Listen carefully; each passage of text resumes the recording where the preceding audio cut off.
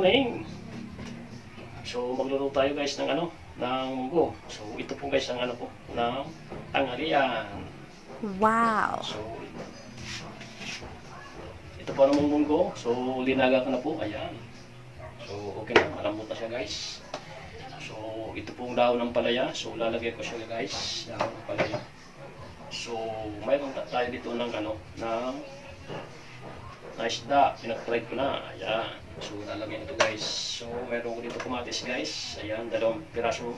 So pinili ko ito ng ano, ng 50 pesos, ayan. So maliit-liit siya guys, pero okay na siya. So lagyan tayo, meron dito ano, sibuyas, ayan.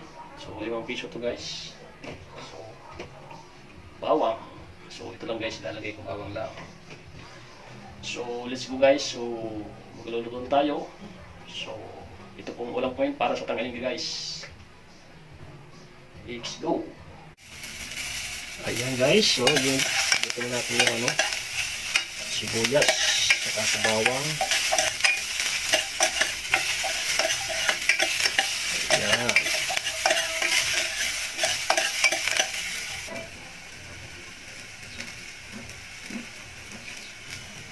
So ulitin natin ito guys na isda. Ayan, ito.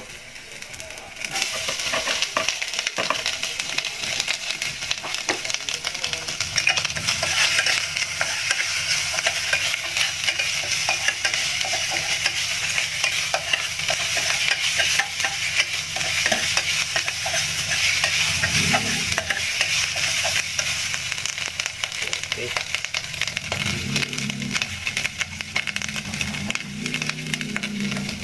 So meron ko dito guys na ano, manok na ano, na minudo. So natira ko ito kagabi. So ihalo ko dito guys sa ginis ako. Ayan.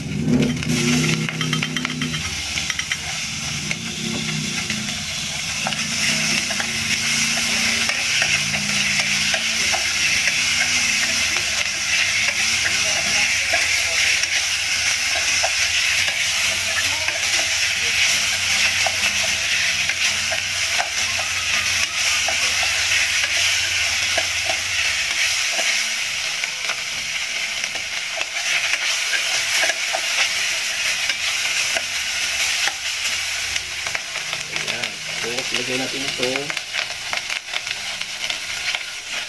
kamatis, ayan guys.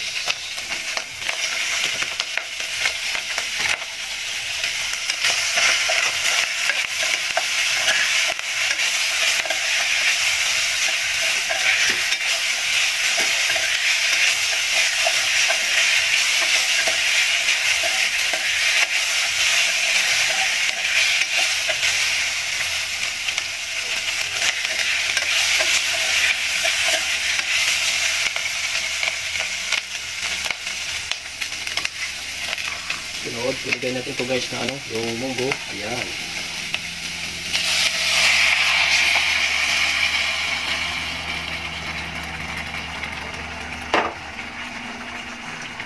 So, haluan natin guys.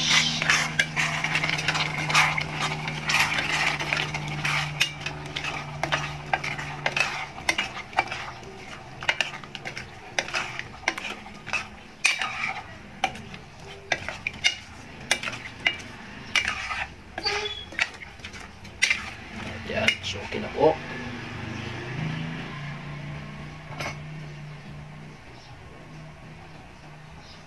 So ito po guys, sabaw na linaga ko doon sa munggo. Ayan. Lagyan natin.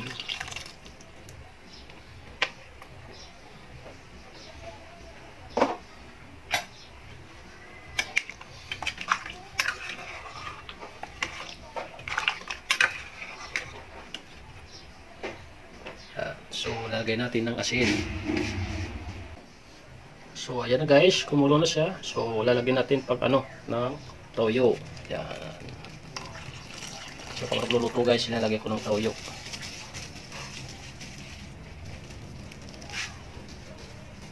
Tapos, kaunting asin.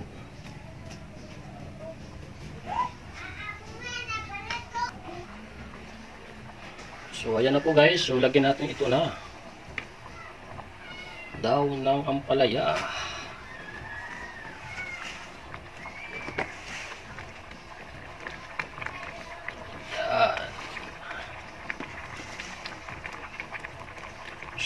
ito po guys, ampalaya na binili ko ito ng ano 10 piso, isang tali. So ito naman ano ng munggo 25 pesos, isang balot po guys.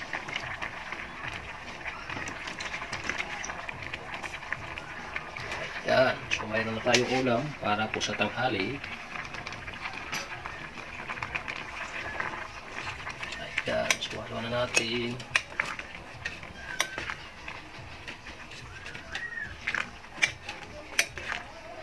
So malapit na tayo guys na ano, na kumain.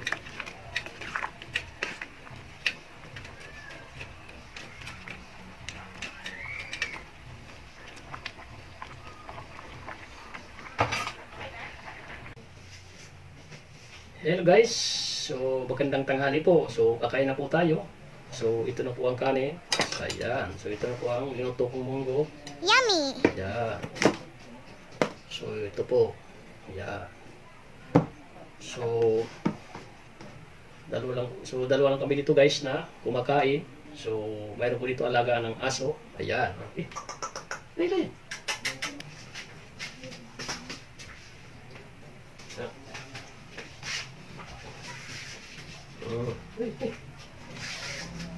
Ayan guys, so ito po ang alaga kong aso. Ayan. So pinalayan ko para di siya pasok sa loob ng bahay kasi madumi ang paa. Alaga kong aso. So dalawa lang kami dito na nakain itong gulay. Ayan. So ito po alaga kong aso guys. Ayan.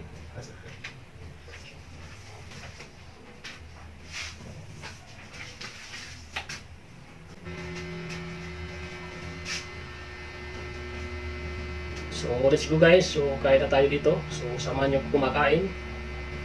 So tikman na natin ang luto natin guys. Yeah.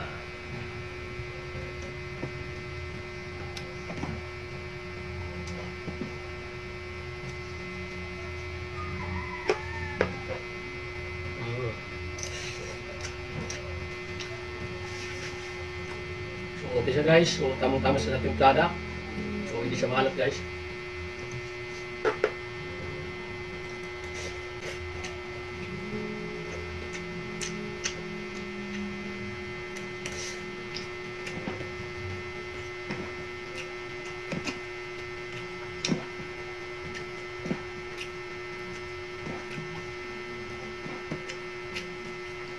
So, itong guys, ang budget ko nito, nasa ano lang, nasa 60 pesos lang lahat. So, sa 60 pesos, so marami na guys na makakain po pag sarili ng buto.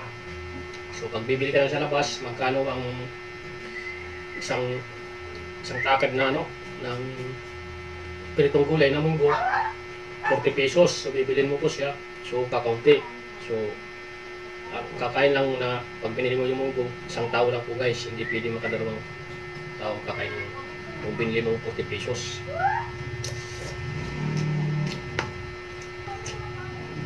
So ito po, sa 60 pesos dinuto mo. Ayan, so marami kayo guys na makakain kayo nito. So kahit kayo mga apat, yan, eksakto sa inyo guys. Ganitong ulam. So talagang makakatipid po guys, talagang nagluluto po tayo sa ano, ganitong ulam po guys na munggo. So hindi tayo ng bibili sa labas. Ayan, so marami tayo guys na makakain ng ulam. So pag bibili ka dyan sa labas, so 40 pesos kakaunti. So kaunti pa rin makakain ng ulam guys.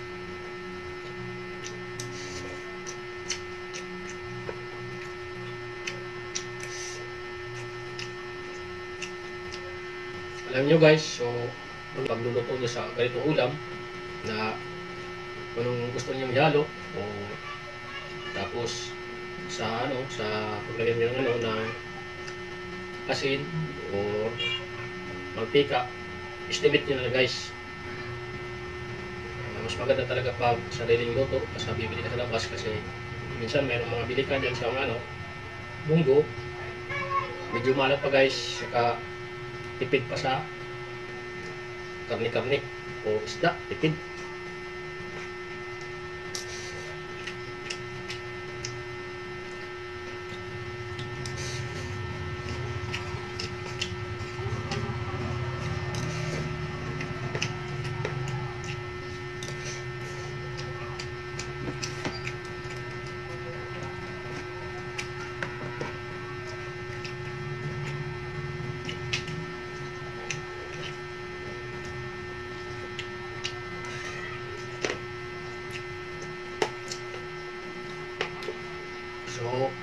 po sa aking mga video guys. Maraming salamat po dyan sa suportan nyo. Sana hindi kayo sawa sa pamot sa aking video na ginagawa ko. Maraming salamat po dyan. God bless. Shout out sa inyo dyan lahat. Palayo ka ni Lord. Bye-bye.